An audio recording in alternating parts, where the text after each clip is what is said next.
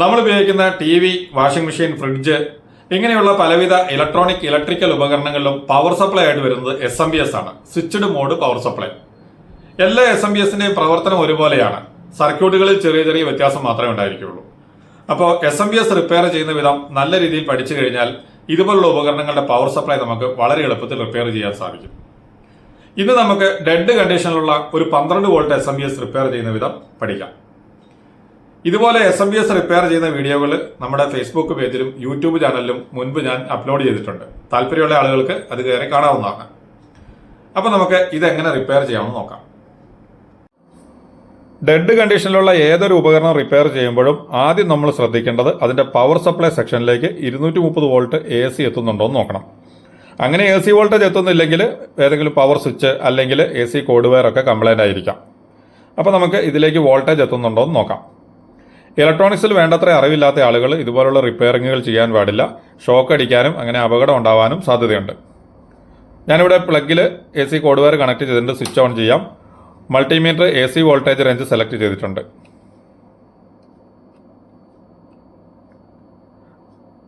Okay, ഇവിടെ AC voltage എത്തുന്നുണ്ട്. ഇനി നമുക്കിതൊന്ന് തുറന്നു നോക്കാം. പവർ സപ്ലൈയുടെ ബോർഡ് ഞാൻ അഴിച്ചെടുത്തിട്ടുണ്ട്. ഇവിടെ ഒരു ഫ്യൂസ് കാണാൻ സാധിക്കും. ആദ്യം നമുക്ക് ഈ ഫ്യൂസ് ഒന്ന് ചെക്ക് ചെയ്ത് നോക്കാം. അതിനുവേണ്ടി മൾട്ടിമീറ്ററിൽ ബസർ മോഡ് സെലക്ട് ചെയ്തിട്ടുണ്ട്. മീറ്ററിന്റെ പ്രോബുകൾ ഫ്യൂസിന്റെ രണ്ട് പിന്നുകളിൽ കണക്ട് ചെയ്ത് നോക്കാം. ഫ്യൂസ് ഡാമേജ് ആയിട്ടില്ല. അതുപോലെ തന്നെ ഇവിടെ ഒരു കോയിൽ കാണാം. ഇതിനെ EMI ഫിൽട്ടർ അല്ലെങ്കിൽ RFI ഫിൽട്ടർ എന്നാണ് അറിയപ്പെടുന്നത്. മറ്റേതെങ്കിലും ഉപകരണങ്ങൾ പ്രവർത്തിക്കുമ്പോഴുണ്ടാകുന്ന അനാവശ്യ ഹൈ ഫ്രീക്വൻസികൾ ഈ പവർ സപ്ലൈയിലേക്ക് കയറാതിരിക്കുന്നതിന് വേണ്ടിയും അതുപോലെ ഈ പവർ സപ്ലൈ പ്രവർത്തിക്കുമ്പോഴുണ്ടാകുന്ന ഏതെങ്കിലും അനാവശ്യ ഹൈ ഫ്രീക്വൻസികൾ തിരിച്ച് ലൈനിലേക്ക് പോകുന്നത് തടയുന്നതിന് വേണ്ടിയുമാണ് EMI ഫിൽട്ടർ ഉപയോഗിക്കുന്നത്. ഇവിടെ നിന്നും ഫ്യൂസ് വഴി 230 വോൾട്ട് AC EMI ഫിൽട്ടറിലൂടെ കയറി ബ്രിഡ്ജ് റെക്ടിഫയറിലേക്കാണ് എത്തുന്നത്. ബ്രിഡ്ജ് റെക്ടിഫയറിൽ വെച്ച് 230 വോൾട്ട് AC DC ആയി മാറും. അങ്ങനെയുള്ള ശുദ്ധമല്ലാത്ത DCയെ ഫിൽട്ടർ ചെയ്യുന്നതിന് വേണ്ടി ഇവിടെ ഒരു ഫിൽട്ടർ കപ്പാസിറ്റർ വെച്ചിട്ടുണ്ട്. 230 വോൾട്ട് AC ഈ പവർ സപ്ലൈയുടെ ഇൻപുട്ടിൽ കൊടുക്കുമ്പോൾ ഏകദേശം 300-325 വോൾട്ട് വരെ DC ഈ കപ്പാസിറ്ററിന്റെ പിന്നുകളിൽ ഉണ്ടായിരിക്കും. അപ്പോൾ ഇതുവരെയുള്ള ഭാഗങ്ങളൊന്നും കുഴപ്പമില്ലെങ്കിൽ കപ്പാസിറ്ററിന്റെ പിന്നുകളിൽ DC വോൾട്ടേജ് ഉണ്ടാവും. അത് എത്തുന്നുണ്ടോ എന്ന് നമുക്കൊന്ന് ചെക്ക് ചെയ്ത് നോക്കാം. കപ്പാസിറ്ററിലേക്ക് DC വോൾട്ടേജ് എത്തുന്നുണ്ടോ എന്ന് ചെക്ക് ചെയ്യാൻ വേണ്ടി multimeter DC voltage range select ചെയ്തിട്ടുണ്ട്. ഇനി നമുക്ക് പ്രോബുകൾ കപ്പാസിറ്ററിന്റെ പിന്നുകളിൽ കണക്ട് ചെയ്ത് നോക്കാം. ഓക്കെ, ഇവിടെ ഏകദേശം 320 വോൾട്ട് DC കാണിക്കുന്നുണ്ട്. ഇവിടെ നിന്നുള്ള വോൾട്ടേജ് ട്രാൻസ്ഫോർമറിന്റെ പ്രൈമറി വഴി മോസ്ഫെറ്റിന്റെ ഡ്രെയിനിലേക്ക് എത്തണം. അപ്പോൾ മോസ്ഫെറ്റിന്റെ ഡ്രെയിനിലേക്ക് പോസിറ്റീവ് സപ്ലൈ എത്തുന്നുണ്ടോ എന്ന് നമുക്ക് നോക്കാം. നെഗറ്റീവ് കോമൺ ആയിട്ട് വെക്കാം. ഇതാണ് മോസ്ഫെറ്റിന്റെ ഡ്രെയിൻ വരുന്നത്. ഓക്കെ, ഇവിടെ വോൾട്ടേജ് എത്തുന്നുണ്ട്. അതുപോലെ തന്നെ മോസ്ഫെറ്റിന്റെ സോഴ്സിലേക്ക് നെഗറ്റീവ് സപ്ലൈ എത്തുന്നുണ്ടോ എന്നും കൂടി നോക്കണം. അതിനുവേണ്ടി പോസിറ്റീവ് പ്രോബ് പോസിറ്റീവിൽ വെക്കാം. സോഴ്സിൽ ബ്ലാക്ക് പ്രോബും വെക്കാം. ഓക്കെ, മോസ്ഫെറ്റിലേക്ക് വോൾട്ടേജ് എത്തുന്നുണ്ട്. ഇപ്പോൾ ഈ പവർ സപ്ലൈയുടെ പ്രൈമറി സൈഡിലുള്ള ഹൈ വോൾട്ടേജുകളെല്ലാം ഓക്കെയാണ്. ഇനി ഇവിടെയുള്ള ഓസിലേറ്റർ സർക്യൂട്ട് പ്രവർത്തിച്ച് മോസ്ഫെറ്റിനെ സ്വിച്ചിങ് നടത്തിയെങ്കിൽ മാത്രമേ സെക്കൻഡറിയിൽ വോൾട്ടേജ് വരികയുള്ളൂ. സെക്കൻഡറി സൈഡിൽ എന്തെങ്കിലും ഷോർട്ട് സർക്യൂട്ട് വരികയോ അല്ലെങ്കിൽ ഈ ഓസിലേറ്റർ സർക്യൂട്ടിന് എന്തെങ്കിലും കംപ്ലൈൻറ്റ് വരികയോ ഒക്കെ ചെയ്തു കഴിഞ്ഞാലും ഇവിടെ സ്വിച്ചിങ് നടക്കുകയില്ല. അപ്പോൾ അടുത്തതായിട്ട് നമുക്ക് ഈ സെക്കൻഡറി സൈഡിൽ എന്തെങ്കിലും ഷോർട്ട് സർക്യൂട്ട് ഉണ്ടോ എന്ന് നോക്കാം. അതിനുവേണ്ടി ആദ്യം നമുക്ക് ഇവിടെയുള്ള റെക്ടിഫയർ നോക്കാം. സെക്കൻഡറി സൈഡിൽ വരുന്ന റെക്ടിഫയർ ഡയോഡ് ഒന്ന് ചെക്ക് ചെയ്ത് നോക്കാം. അതുപോലെ ഇവിടെയുള്ള കപ്പാസിറ്ററൊക്കെ ഷോർട്ടായാലും ഇങ്ങനെ സംഭവിക്കാവുന്നതാണ്. കൂടാതെ ഇവിടെയുള്ള PWM സർക്യൂട്ട് അഥവാ കൺട്രോൾ സർക്യൂട്ട് കംപ്ലൈൻറ്റ് വന്നാലും ഓസിലേറ്റർ സർക്യൂട്ട് വർക്ക് ചെയ്യില്ല. ഓസിലേറ്റർ സർക്യൂട്ട് വർക്ക് ചെയ്തെങ്കിൽ മാത്രമേ മോസ്ഫെറ്റ് സ്വിച്ചിങ് നടക്കുകയുള്ളൂ. അപ്പോൾ അടുത്തതായിട്ട് നമുക്ക് ഡയോഡ് ചെക്ക് ചെയ്യാം. മൾട്ടിമീറ്റർ ഡയോഡ് റേഞ്ചിൽ സെലക്ട് ചെയ്തിട്ടുണ്ട്. ഇനി ഇവിടെയുള്ള ഡയോഡിനെ 3 പിന്നുകളിലും കണക്ട് ചെയ്ത് നോക്കാം.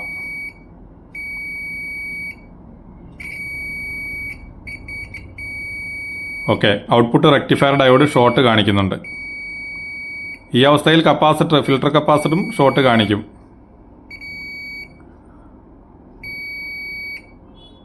ഇനി നമുക്ക് ഈ ഡയോഡ് ഒന്ന് അഴിച്ചെടുത്ത് ചെക്ക് ചെയ്ത് നോക്കാം. ഡയോഡ് ഡീസോൾഡർ ചെയ്തെടുത്തിട്ടുണ്ട്. ഇനി നമുക്കതൊന്ന് ചെക്ക് ചെയ്ത് നോക്കാം. അതിനുവേണ്ടി മൾട്ടിമീറ്ററിൽ ഡയോഡ് റേഞ്ച് സെലക്ട് ചെയ്തിട്ടുണ്ട്.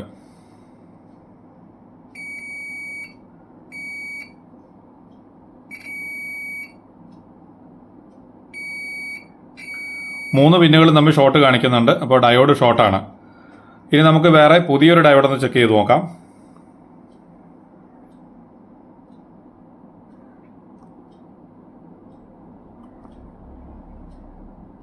ഓക്കെയാണ്, ഇവിടെ കുഴപ്പമൊന്നുമില്ല.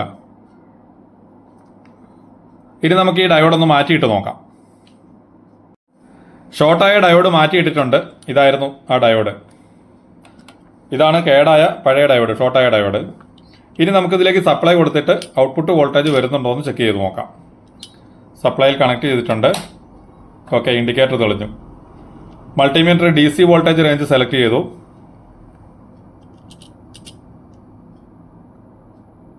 ഓക്കെ, ഇവിടെ 12 വോൾട്ട് വരുന്നതായിട്ട് കാണുന്നുണ്ട്.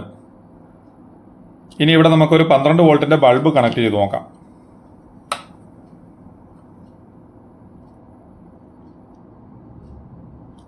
ബൾബ് തെളിയുന്നുണ്ട്.